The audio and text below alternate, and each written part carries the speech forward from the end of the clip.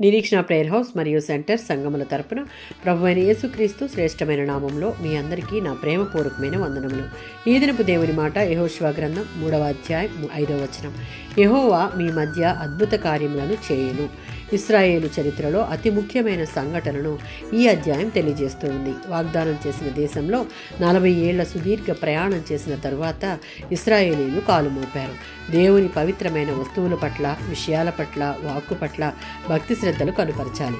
యెహోషువ తన ప్రజలతో యెహోవాను వెంబడించాలనుకునేవారు తమను అపవిత్రం చేసే వాటన్నిటికీ దూరంగా ఉండి తమను తాము పరిశుద్ధపరచుకోవాలని, తమను తాము పూర్తిగా దేవునికి అంకితం చేసుకోవాలని తెలియజేస్తూ ఉన్నాడు. అప్పుడు మాత్రమే వారి మధ్య దేవుడు అద్భుతాలు చేస్తాడని చెప్తూ ఉన్నటువంటి సందర్భంలోనిది. రోమీయులకు రాసిన పత్రిక 12:12.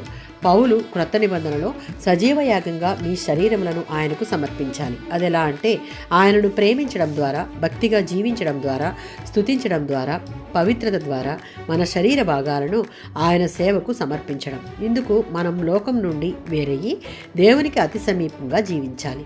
పాపాన్ని, చెడును ఎదిరించి ద్వేషించాలి. మనలను మనం పరిశుద్ధపరచుకోవాలి. 2 కొరింథీయులకు రాసిన పత్రిక 7వ అధ్యాయం 1వ వచనం. ప్రత్యేకమైన జీవితం, పరిశుద్ధత లేకుండా ఎవరు అద్భుతమైన కృపాభరితమైన వాగ్దానాలను పొందలేరు. విశ్వాసులు శరీర ఆత్మలలోని ప్రతి లోపాన్ని కడుక్కొని దేవుని కొరకు ప్రత్యేకించబడి ఆయన దృష్టికి యోగ్యమైన జీవితం జీవిస్తే మన జీవితాలలో ఆయన ఇచ్చే వాగ్దానాలను, అద్భుత కార్యాలను చూడగలుగుతాం. ఆమేన్.